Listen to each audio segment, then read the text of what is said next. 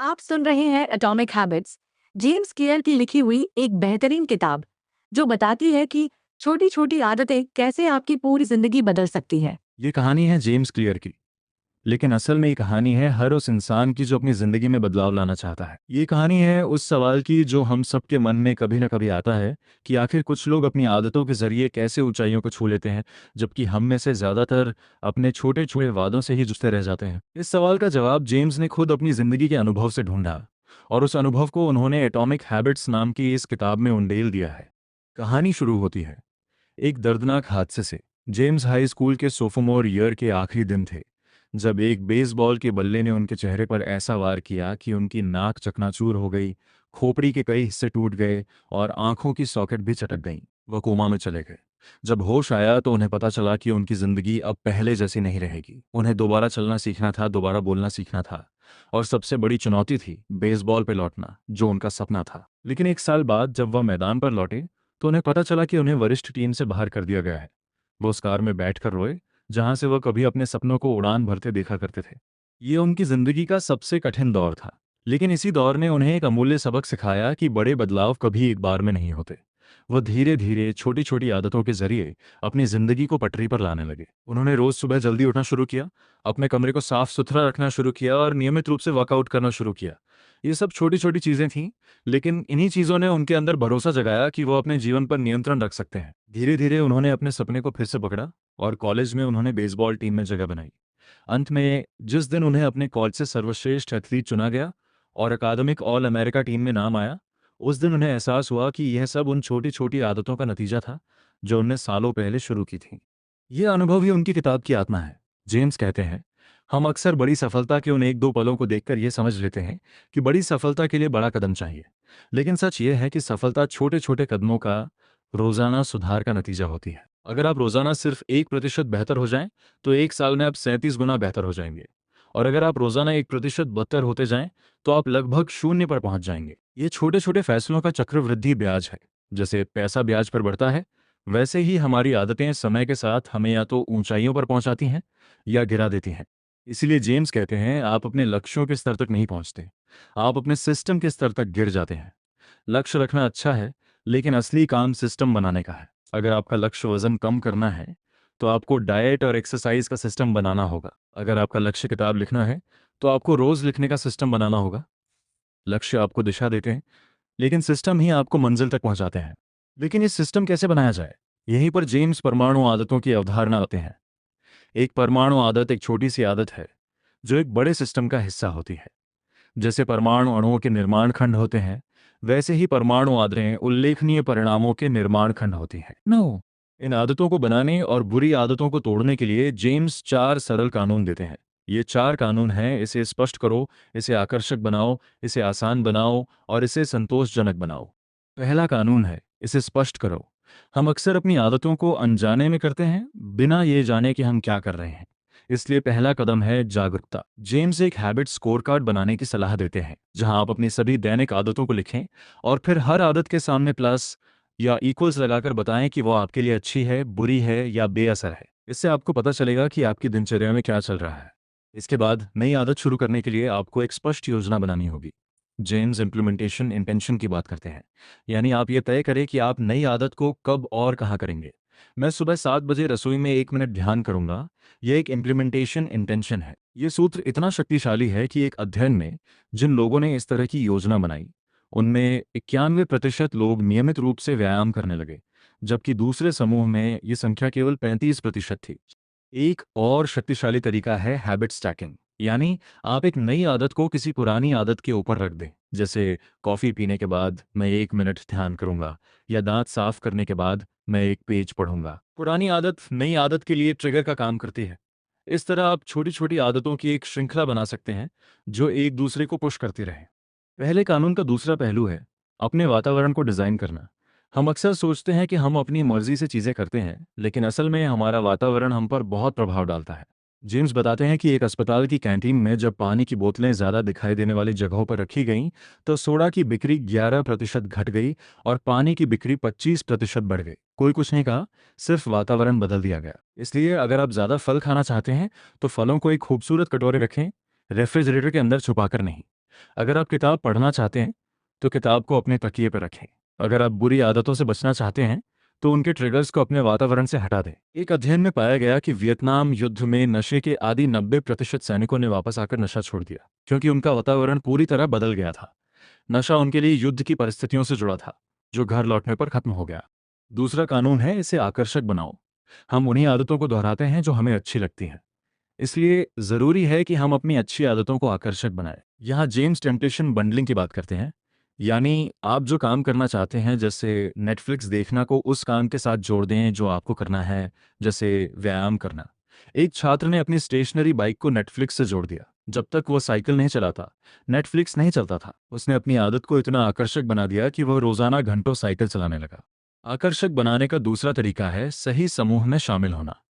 हम उन्हीं आदतों को अपनाते हैं जो हमारे आसपास के लोगों में देखते हैं। अगर आप उन लोगों के साथ रहते हैं जो फिट हैं, तो आपको फिट रहना सामान्य लगेगा। अगर आप उन लोगों के साथ रहते हैं जो किताबें पढ़ते हैं, तो आपको पढ़ना सामान्य लगेगा। यही कारण है कि पोलगर परिवार ने अपनी तीनों बेटियों को दुनिया की सबसे कम उम्र की शतरंज ग्रैंड मास्टर बना दिया। उनके घर में शतरंज ही सब कुछ था, वह उनकी संस्कृति थी। तीसरा कानून है, इसे आसान बनाओ। हम सब स्वभाव से आलसी होते हैं। हम उसी काम को करते हैं जो सबसे आसान लगता है। इसलिए अपनी अच्छी आदतों को आसान बनाइए और बुरी आदतों को मुश्किल। जेम्स 2 मिनट रूल देते हैं, कोई भी नई आदत सिर्फ 2 मिनट के लिए शुरू करें। एक पेज पढ़ें, एक पुशअप करें, 1 मिनट ध्यान करें। ये इतना आसान है कि आप इसे मना नहीं कर सकते, और एक बार शुरू करने के बाद आप अक्सर जारी रख लेते हैं। ये गेटवे हैबिट है जो आपको बड़ी आदतों के दरवाजे तक ले जाती है। आसान बनाने का दूसरा तरीका है अपने वातावरण को प्राइम करना। अगर आप सुबह व्यायाम करना चाहते हैं तो रात को ही अपने कपड़े, जूते और पानी की बोतल तैयार रखें। जैसे ही आप उठें, आपको तैयारी के लिए समय नहीं देना पड़ेगा। विक्टर ह्यूगो ने the hunchback of Notre Dame लिखते समय अपने सारे कपड़े एक बक्से में बंद कर दिए थे, ताकि वह घर से बाहर ना निकल सकें और लिखने के लिए मजबूर हैं। उन्होंने बुरी आदत बाहर घूमना को मुश्किल बना दिया, जिसे अच्छी आदत लिखना आसान हो गई। चौथा कानून है, इसे संतोषजनक बनाओ। हम उन्हीं आदतों को दोहराते हैं जो हमें तुरंत संतुष्टि देती हैं। यही कारण है कि धूम्रपान और जंक फूड जैसी बुरी आदतें इतनी मजबूत होती हैं। इनका इनाम तुरंत मिलता है, जबकि उनका नुकसान सालों बाद दिखता है। इसलिए अच्छी आदतों को भी तुरंत संतोषजनक बनाना होगा। जेम्स हैबिट ट्रैकर बनाने की सलाह देते हैं। एक कैलेंडर पर हर दिन एक एक्स लगाएं जब आप अपनी आदत पूरी करें। ये एक्स आपको प्रगति का एहसास देता है और आप अपनी स्ट्रीक नहीं तोड़ना चाहते। बेंजामिन फ्रैंकलिन 20 साल की उम्र से ही अपनी 13 गुणों का ट्रैक रखते थे। जैरी सीनफेल्ड एक मशहूर कॉमेडियन है जो हर दिन नए चुटकुले लिखने का ट्रैक रखते थे, और उनका लक्ष्य था चेन को कभी न तोड़ना। संतोषजनक बनाने का दूसरा तरीका है हैबिट कॉन्ट्रैक्ट बनाना। यानी अपने किसी करीबी से वादा करें कि अगर आप अपनी आदत नहीं निभाएंगे तो आपको कुछ देना होगा। एक व्यक्ति ने अपनी पत्नी और ट्रेनर के साथ एक कॉन्ट्रैक्ट बनाया कि अगर उसने एक दिन भी खाने का रिकॉर्ड नहीं रखा तो उसे $200 देने होंगे, और अगर वजन नहीं मापा तो उसे पत्नी को $500 देने होंगे। ये तुरंत दंड उसे अपनी आदतों पर टिके रहने के लिए मजबूर करता था। ये 4 कानून आदतों के चक्र को समझने का एक सरल तरीका है। हर आदत 4 चरणों से गुजरती है: संकेत क्यू, लासा क्रेविंग, प्रतिक्रिया रिस्पॉन्स, और पुरस्कार रिवॉर्ड। संकेत आपको बताता है कि कोई इनाम नजदीक है। लालसा उस इनाम की इच्छा है। प्रतिक्रिया वह आदत है जो आप करते हैं, और पुरस्कार वह संतुष्टि है जो आपको मिलती है। ये चक्र हर बार दोहराता है, और हर बार आपका दिमाग इस रास्ते को और मजबूत करता जाता है। इसी चक्र को उलटकर हम बुरी आदतों को तोड़ सकते हैं। अगर आप बुरी आदत को अदृश्य बना दें तो वह शुरू ही नहीं होगी। अगर उसे अनाकर्षक बना दें तो आपको उसकी लालसा नहीं होगी। अगर उसे मुश्किल बना दें तो आप उसे कर ही नहीं पाएंगे, और अगर उसे असंतोषजनक बना दें तो आप उसे दोहराना नहीं चाहेंगे। इन 4 कानूनों के अलावा जेम्स हमें ये भी बताते हैं कि हमारी आदतें हमारी पहचान का निर्माण करती हैं। हर बार जब हम कोई काम करते हैं तो हम अपने लिए एक वोट डालते हैं कि हम कैसे इंसान हैं। अगर हम रोज दौड़ते हैं तो हम अपने लिए वोट डालते हैं कि हम धावक हैं। अगर हम रोज लिखते हैं तो हम वोट डालते हैं कि हम लेखक हैं। इसलिए आदत बदलने का असली मतलब है अपनी पहचान बदलना। ये सवाल नहीं है कि मैं क्या हासिल करना चाहता हूँ, बल्कि मैं कैसा इंसान बनना चाहता हूँ। जब आप ये तय कर लें तो छोटे छोटे कदमों से उस पहचान को साबित करना शुरू करें। लेकिन क्या होगा जब आप थक जाएं, जब मन ना करे, जब बोरियत हो? यहीं पर जेम्स गोल्डीलॉक्स रूल का जिक्र करते हैं। इंसान तब सबसे ज्यादा प्रेरित रहता है जब काम उसकी वर्तमान क्षमता के ठीक किनारे पर हो। ना बहुत आसान, ना बहुत मुश्किल, बस ठीक ठाक। जैसे टेनिस खेलना, अगर आप किसी बच्चे के साथ खेलें तो बोर हो जाएंगे। अगर रोजर फेडरर के साथ खेलें तो हार मान लेंगे।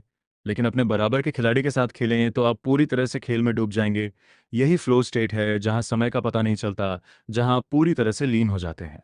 और इस फ्लो स्टेट तक पहुंचने के लिए सबसे बड़ी चुनौती है बोरियत। जेम्स कहते हैं, सफलता का सबसे बड़ा दुश्मन असफलता नहीं बल्कि बोरियत है। जो लोग सच में सफल होते हैं वे वही हैं जो बोरियत को झेल सकते हैं, जो दिन में जिम जाने के लिए तब भी उठते हैं जब मन नहीं करता, जो तब भी लिखते हैं जब कोई प्रेरणा नहीं होती। पेशेवर वही हैं जो शेड्यूल से चिपके रहते हैं।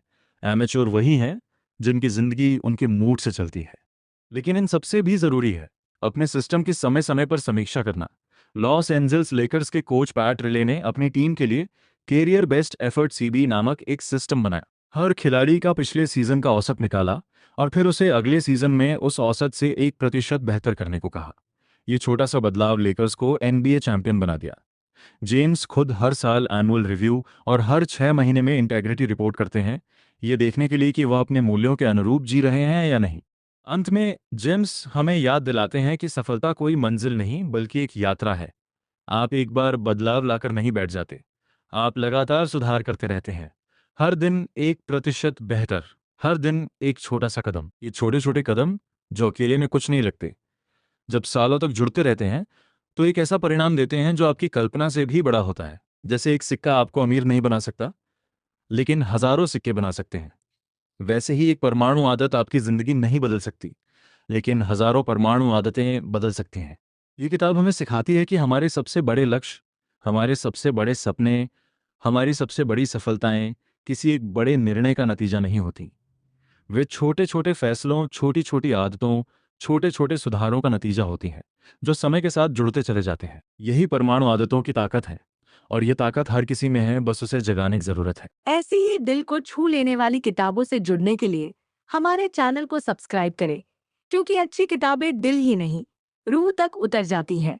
धन्यवाद।